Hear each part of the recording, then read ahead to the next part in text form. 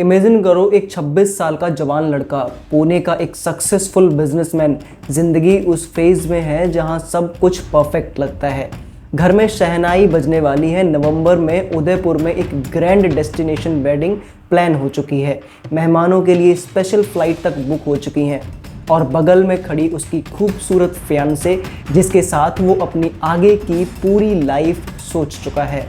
लेकिन उस लड़के को ये नहीं पता था कि जिस लड़की के साथ वो सातों जन्म बिताने के सपने देख रहा है, वही लड़की पिछले 6 महीने से उसकी मौत की स्क्रिप्ट लिख रही थी।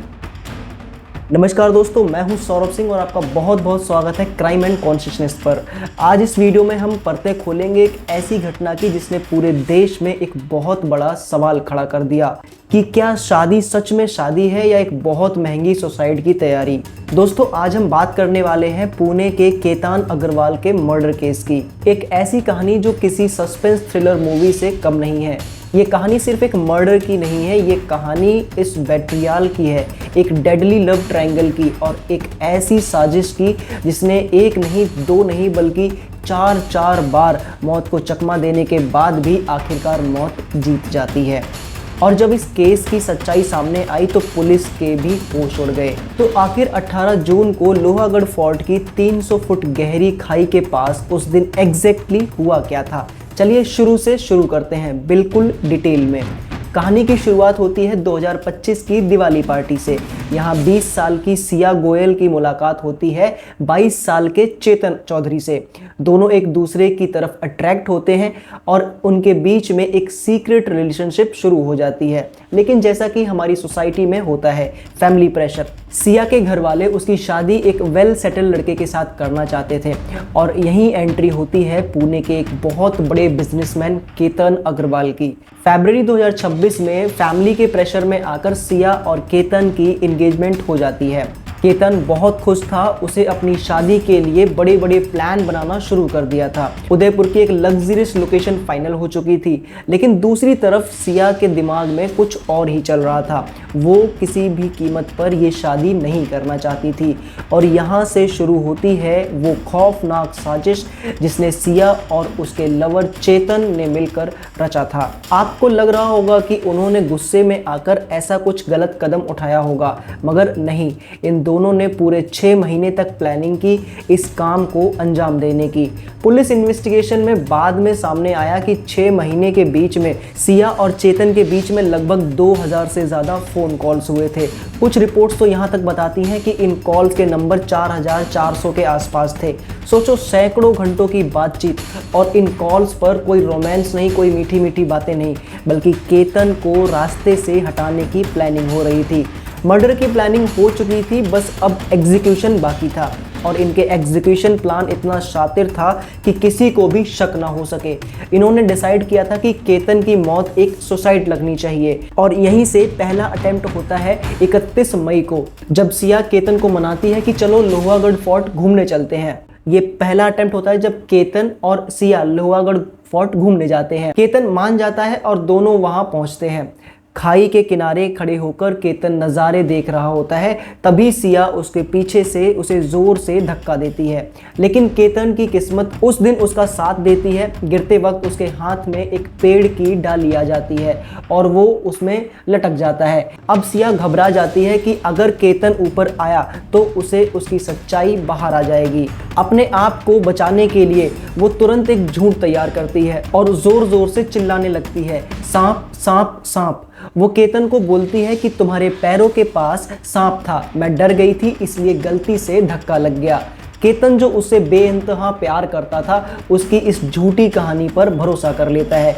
वो बच तो गया पर मौत अभी भी उसके पीछे थी। इसके बाद 4 जून को सिया दोबारा प्लान बनाती है और वो फिर से डिसाइड करते हैं कि लोहागढ़ चलना है। लेकिन उस दिन केतन की माँ उसे मना कर देती है और ये अटेम्प्ट फेल हो जाता है।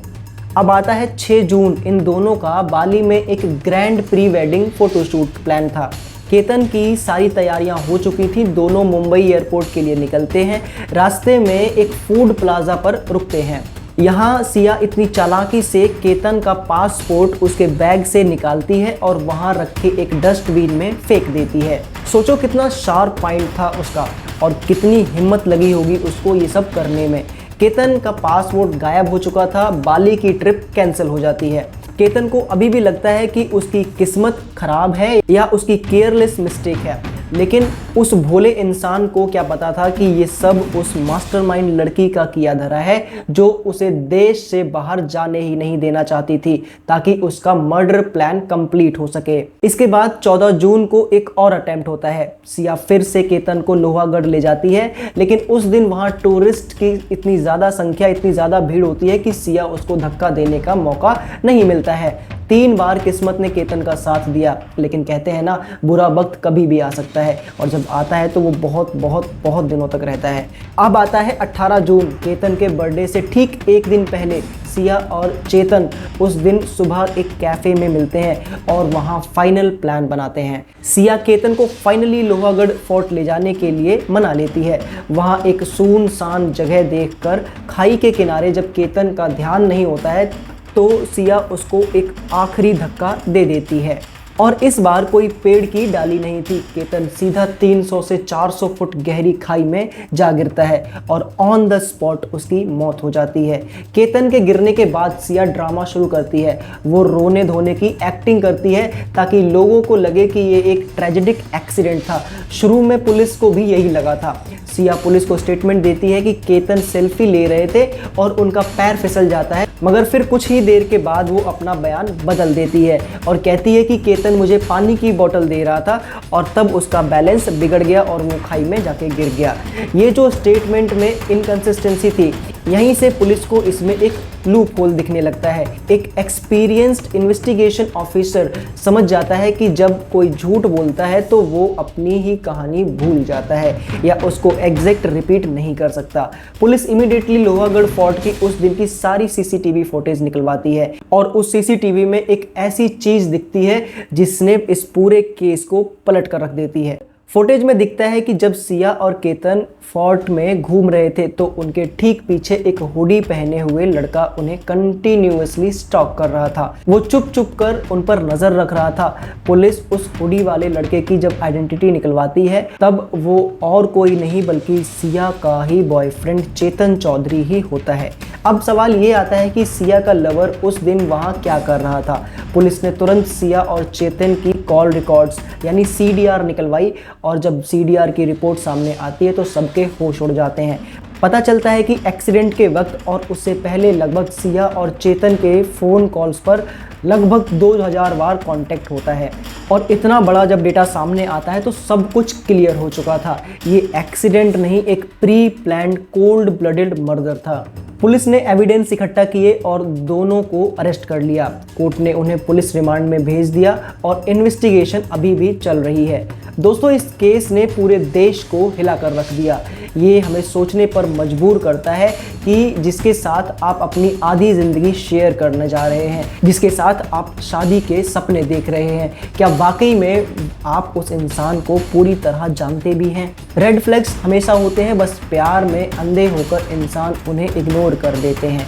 केतन को पहले धक्के के बाद समझ जाना चाहिए था या फिर पासपोर्ट गायब होने पर उसको सवाल उठाना चाहिए था, लेकिन उसने भरोसा किया और उस भरोसे की कीमत उसने अपनी जान देकर चुकाई।